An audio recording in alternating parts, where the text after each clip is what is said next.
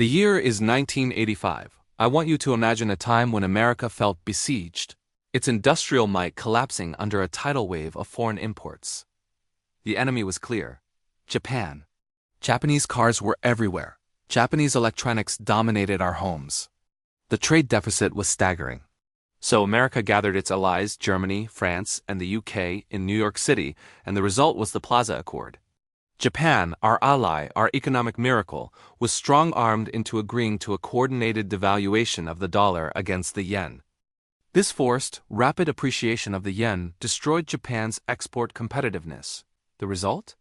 Japan's lost decades, a generation of economic stagnation from which it has never truly recovered. It was economic warfare disguised as cooperation, and it was a masterpiece of American leverage. Now fast forward 4 decades. America is once again swimming in debt, the trade deficits are crippling, and the new economic giant, the real strategic rival, is China.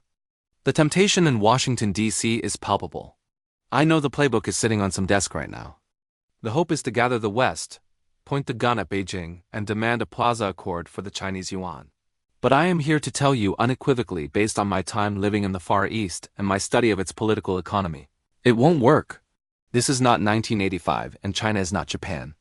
I believe that any politician or commentator who suggests the Plaza Accord is a viable strategy against China is either willfully ignorant or is deliberately misleading the American people about the true nature of the current global power dynamic. The levers of control the U.S. successfully pulled on Tokyo simply do not exist when dealing with Beijing. The game is entirely different. Let me break down the 4 brutal realities that make the Plaza Accord playbook obsolete. The single most potent tool America had over Japan in 1985 was not economic. It was military and political. Japan, post-World War II, was not a fully independent geopolitical actor.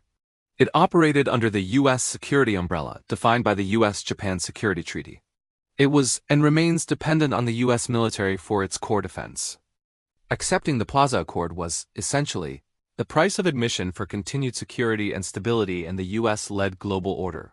They had zero choice. Imagine you are the Japanese Prime Minister.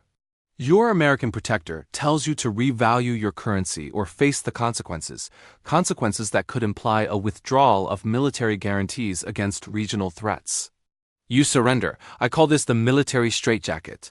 Japan was constrained by its dependence. China has no such security dependence. Zero. China is a nuclear-armed, independent sovereign state with the world's largest standing army. It views the U.S. not as a protector but as a direct strategic rival.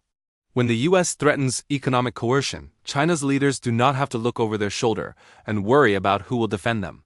They look at the pressure, recognize it as an act of hostility, and calculate the cost of resistance. In this scenario, resisting American economic demands equals asserting national sovereignty. I believe this lack of a military whip is the biggest reason why any G7 meeting attempting a new accord would be dismissed out of hand. The core technical mechanism of the Plaza Accord was forced currency appreciation through coordinated market action. To succeed, the target currency must be vulnerable to market forces. China has a simple, impenetrable wall against this: capital controls and an actively managed currency. The Chinese yuan is not a fully convertible currency. It does not float freely like the yen or the dollar. The People's Bank of China sets a daily trading band and dictates how much money can move in and out of the country. This means that if Western nations attempted to overwhelm the yuan with speculative selling or massive coordinated buying, the PBOC could simply close the door. They can impose reserve requirements or restrict cross-border transfers overnight to negate any coordinated G7 financial attack. A Plaza Accord requires consent and vulnerability. China is neither willing nor structurally vulnerable. They have studied Japan's mistake and have put in place structural safeguards precisely to avoid that fate. I believe that any attempt to force the yuan to appreciate against Beijing's will would result in a massive financial retreat, not compliance. Furthermore, Beijing has been strategically reducing its reliance on the US dollar.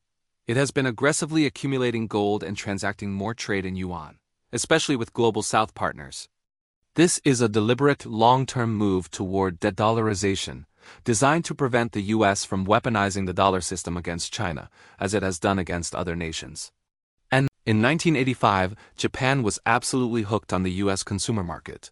cut off the US market and Japan's export machine died. China has learned this lesson and has fundamentally reshaped global trade. I have been screaming this for years. China is no longer dependent on America as its primary customer. The ASEAN and Global South pivot. As I've noted in my previous videos, China's largest export market is now the ASEAN bloc.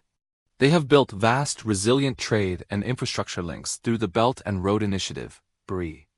This Global South market operates increasingly outside the direct financial influence of the Western G7. Internal resilience and manufacturing dominance. China's domestic consumer market is massive, acting as a deep shock absorber. More critically, China dominates strategic next-generation industries, from electric vehicles, EVs, and solar panels to rare earth minerals and key pharmaceuticals. The world, including the West, needs these goods to meet its own climate and technological goals. You can sanction a Japanese car. It's much harder to sanction the entire global transition to green energy that China is now leading.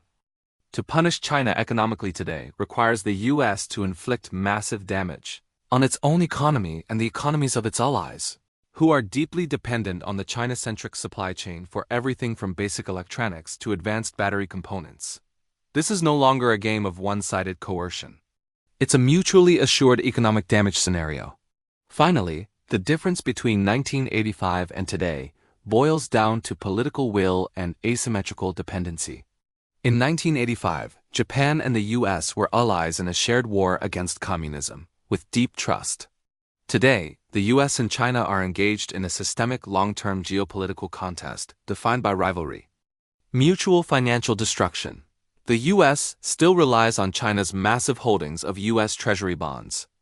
If Beijing were to treat a Plaza Accord as an act of financial war and dump a significant portion of its US debt holdings, it would trigger a catastrophic shock to the US bond market, driving up interest rates and destabilizing the US economy.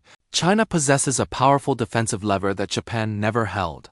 Political legitimacy. For the Chinese Communist Party, yielding to a forced Plaza Accord would be seen as a devastating political defeat and a humiliation, undermining its core narrative of restoring China's greatness.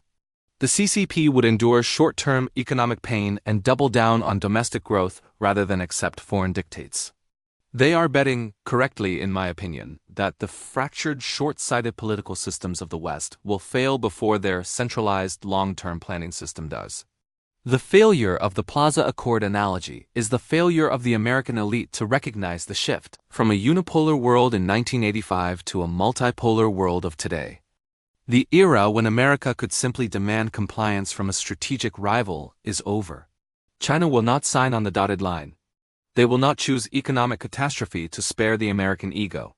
The painful, necessary truth is that America's only viable path to sustained prosperity is not through coercive agreements with other nations, but through arresting its own decline at home. This means tackling its crushing national debt, rebuilding its industrial base, and stopping the endless political warfare that has crippled its ability to compete in the 21st century. The playbook of the past will only hasten our fate. I am Rufus Brown. This has been an essential briefing for the China Dossier playlist. Don't let the establishment drag you backward. The world has changed. If this analysis challenges the way you think, please give this video a like. It helps get the truth past the filters. And don't forget to subscribe to The Last Thing Before Sleeping. Sleep tight and good night.